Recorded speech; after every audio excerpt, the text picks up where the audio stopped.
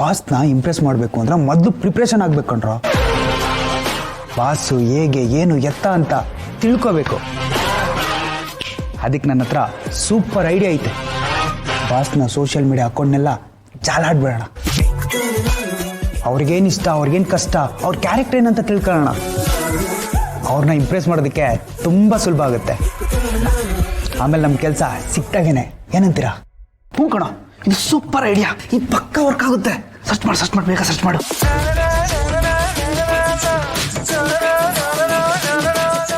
ಇವ್ರ ಜಯದೇವ್ ಅಂತಂದ್ರೆ ಜಯದೇವ್ ದಿವಾನ್ ಸರ್ ಇಷ್ಟು ಚಿಕ್ಕವರ?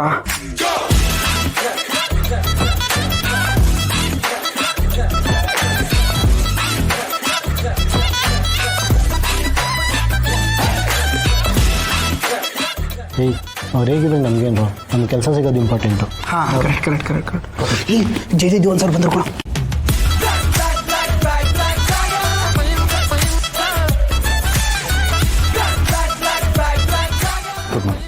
Morning. Please have a seat. Give me your profile.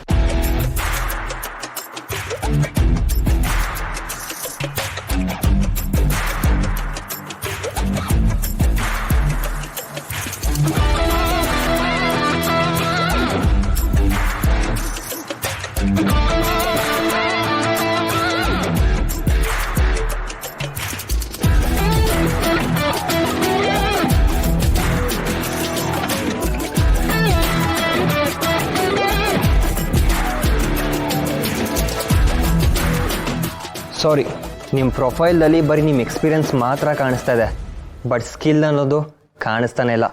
Big zero.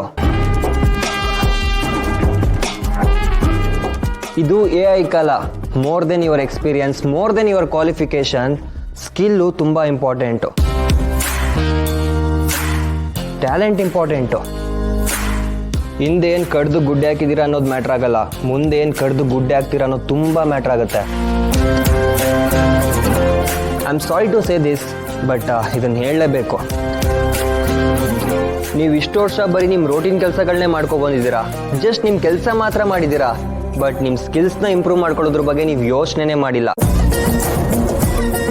ನನಗೆ ಬೇಕಾಗಿರೋದು ಎಂಪ್ಲಾಯೀಸ್, ಮೆಕ್ಯಾನಿಕಲ್ ಆಗಿ ವರ್ಕ್ ಮಾಡೋ ರೋಬೋಗಳಲ್ಲ. ನೀವು ಮಾಡೋ ಕೆಲಸನ ನಾನು AI ಹತ್ರನೇ ಮಾಡಿಸ್ತೀನಿ. ಸೊ ನೀವ್ಯಾಕೆ ಬೇಕು ನನಗೆ? ಇದೇ ಟೈಮ್ಗೆ ನಾವು ನಿಮ್ಮ ಇಮೇಜ್ಗೆ ಬಾಂಬ್ ಹಾಕಿದ್ವಿ ಅಂತ ಇಟ್ಕೊಳ್ಳಿ, ಏನಾಗ್ಬೋದು ಅಂತ ನೀವೇ ಒಂದ್ಸಲ ಯೋಚನೆ ಮಾಡಿ ಸರ್. ರೀ, ಏನ್ರಿ ಹೇಳ್ತಾ ಇದ್ದೀರಾ ನೀವು? ಇರೋ ವಿಷಯ ಸರ್, ಇನ್ನೇನ್ ಮಾಡೋದು? ನಮ್ಮ ಕೆಲಸ ಆನ್ ಟೈಮಲ್ಲಿ ಆಗಿಲ್ಲ ಅಂತ ಅಂದ್ರೆ ಇದನ್ನೆಲ್ಲ ಮಾಡ್ಲೇಬೇಕಾಗುತ್ತಲ್ವಾ? ನಮ್ಮ ಬಾಸ್ ಈ ವಿಷಯದಲ್ಲಿ ತುಂಬಾನೇ ಸೀರಿಯಸ್ ಆಗಿದ್ದಾರೆ ಸರ್. ನಮ್ಮ ಬಾಸ್ ನಿಮ್ಮ ಹತ್ರ ಮಾತಾಡ್ತೀನಿ ಅಂತ ಅಂದ್ರು, ಆದ್ರೆ ನಾನೇ ಈ ಚಿಕ್ಕ ವಿಷಯಕ್ಕೆಲ್ಲ ನೀವು ಯಾಕೆ ಬಾಸ್ ತಲೆ ಹಾಕ್ತೀರಾ, ನಾನೇ ಮಾತಾಡ್ತೀನಿ ಅಂತ ಅಂದೆ. ನಿಮ್ಗೆ ಗೊತ್ತಲ್ಲ ನಮ್ಮ ಬಾಸ್ಗೆ ಟೆನ್ಷನ್ ಆದ್ರೆ ಏನಾಗುತ್ತೆ ಅಂತ. ನೋಡಿ ಸರ್, ಹೇಳೋದೆಲ್ಲ ಹೇಳಿದ್ದೀನಿ, ಏನ್ ಮಾಡ್ತೀರಾ ಯೋಚನೆ ಮಾಡಿ. ನಿಮ್ಮ ಕೆಲಸ ಏನಿದೆಯೋ ಇವತ್ತೇ ಮುಗಿಸ್ಕೊಡ್ತೀನಿ. ಹೇಳಿದ್ರಿ ಸರ್, ಹೇಳ್ಬಿಡಿ. Thank you sir, thank you so much sir. Okay, ತಗೊಳ್ಳಿ ಬಾಸ್, ನಿಮ್ಮ ಕೆಲಸ ಆಯ್ತು. ನಿಮ್ಮ ನೋಡಿ ಸಖತ್ ಖುಷಿ ಆಯ್ತು ಬಾಸ್. ನಾನಿನ್ ಬರ್ಲಾ? ನಿಂತ್ಕೋ.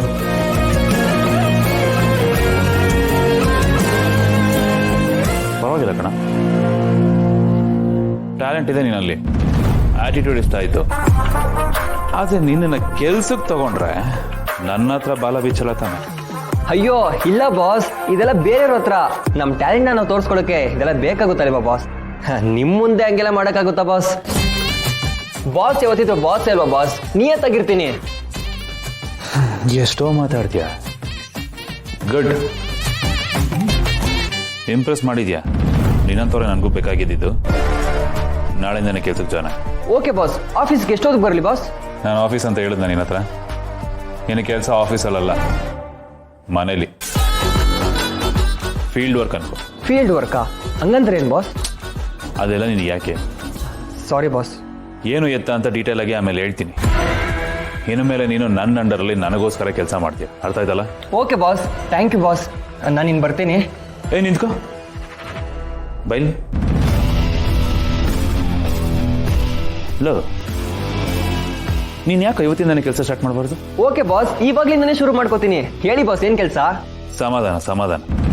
ನನಗೆ ಫ್ಲ್ಯಾಶ್ ಆಯ್ತಷ್ಟೇ, ಏನು ಅಂತ ಹೇಳ್ತೀನಿ.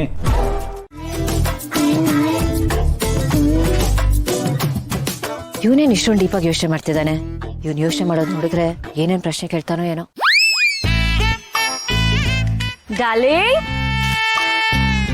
ಏನ್ ಡಾರ್ಲಿಂಗ್, ಏನ್ ಇಷ್ಟೊಂದು ಡೀಪ್ ಆಗಿ ಯೋಚನೆ ಮಾಡ್ತಾ ಇದ್ಯಾ? ನಿಂಗೆ ಏನಾದ್ರು ಡೌಟ್ ಇತ್ತು ಅಂದ್ರೆ ಮಮ್ಮಿ ಹತ್ರ ಕೇಳಿ ಕ್ಲಿಯರ್ ಮಾಡ್ಕೋ. ಹೌದಲ್ವಾ ಮಮ್ಮಿ? ಅಜ್ಜಿ ಎಲ್ಲೂ ಕತೆ ಹೇಳೋದಿಲ್ಲ, ಅದು ಯಾರ ಕತೆ ಮಮ್ಮಿ? ನೀವ್ ನೋಡಿದ್ರೆ ಅವ್ರು ಗೌತಮ್ ಸರ್ ಅವರ ಅಜ್ಜಿ ಅಂತ ಹೇಳಿದ್ರು. ಆದ್ರೆ ಅವ್ರು ನೋಡಿದ್ರೆ ನಿಮ್ಮಿಬ್ಬರ ಹೆಸರನ್ನ ತಗೊಂಡು ಕತೆ ಹೇಳ್ತಾ ಇದಾರೆ. ನನಗಂತೂ ತುಂಬಾ ಕನ್ಫ್ಯೂಷನ್ ಆಗ್ತಿದೆ ಮಮ್ಮಿ. ಕನ್ಫ್ಯೂಷನ್ ಅಂದ್ರೆ ಕನ್ಫ್ಯೂಷನ್ ಅಪ್ಪ, ಟೋಟಲ್ ಕನ್ಫ್ಯೂಷನ್. ಕನ್ಫ್ಯೂಷನ್ ಎಲ್ಲ ಎಂಥದ್ದು ಇಲ್ಲ. ಅಜ್ಜಿಗೆ ವಯಸ್ಸಾಗಿದೆ, ಅರಳು ಮರಳು ಅವ್ರಿಗೆ. ಗೌತಮ್ ಅವ್ರ ಹೆಂಡತಿ ಹೆಸರು ಮರ್ತು ಹೋಗಿರುತ್ತೆ, ನನ್ನ ಹೆಸರು ಸೇರ್ಕೊಂಡು ಯಾವುದೋ ಒಂದು ಕಥೆ ಹೇಳಿದ್ದಾರೆ. ಅದು ಬಿಟ್ರೆ ಇನ್ನೇನು ಇಲ್ಲ. ಅರ್ಥ ಆಯ್ತಾ? ನಾನು ಅದನ್ನೇ ಅನ್ಕೊಂಡೆ ಮಮ್ಮಿ, ಹಾಗೆಲ್ಲ ಹೆಂಗಿರಕ್ ಸಾಧ್ಯ ಅಂತ. ಈ ತರದ್ ಎಲ್ಲೂ ನೋಡಿಲ್ಲ, ಎಲ್ಲೂ ಕೇಳೂ ಇಲ್ಲ. ದಬ್ಬ ಕತೆ. ಯಾಕೋ ಎಂತ ಅದ್ಭುತವಾದ ಕತೆ, ಅದನ್ನ ಹೋಗಿ ಹೋಗಿ ಡಬ್ಬ ಅಂತಿದ್ಯಲ್ಲ. ಏನ್ ಚಿಕ್ಕಿ, ಇದ್ರಲ್ಲಿ ಎಂಜಾಯ್ಮೆಂಟ್ ಅನ್ನೋದೇ ಇಲ್ಲ. ಬರೀ ಸ್ಯಾಡ್ ಮೇಲ್ ಸ್ಯಾಡು, ಸ್ಯಾಡ್ ಮೇಲ್ ಸ್ಯಾಡ್, ಬರೀ ಸ್ಯಾಡು. ಇದು ಬರೀ ಡಬ್ಬ ಅಲ್ಲ, ದೊಡ್ಡ ಡಬ್ಬ ಸ್ಟೋರಿ. ಏನೋ ಹಿಂಗೆ ಹೇಳ್ತೀಯ? ಇನ್ನೇನ್ ಮತ್ತೆ, ಅವ್ರ ಮೊಮ್ಮಗಂಗೆ ಮದುವೆ ಆಗೋದೇ ಇಷ್ಟ ಇರ್ಲಿಲ್ವಂತೆ. ವಯಸ್ಸಾದ್ಮೇಲೆ ಮದುವೆ ಆದ್ರಂತೆ. ಆಮೇಲೆ ಮಗು ಆಯ್ತಂತೆ. ಪಟ್ ಅಂತ ಗಂಡ ಹೆಂಡತಿ ದೂರ ಆಗ್ಬಿಟ್ರಂತೆ. ದೂರ ಆಗೋದಕ್ಕೆ ಮದುವೆ ಯಾಕೆ ಆಗ್ಬೇಕಾಗಿತ್ತು?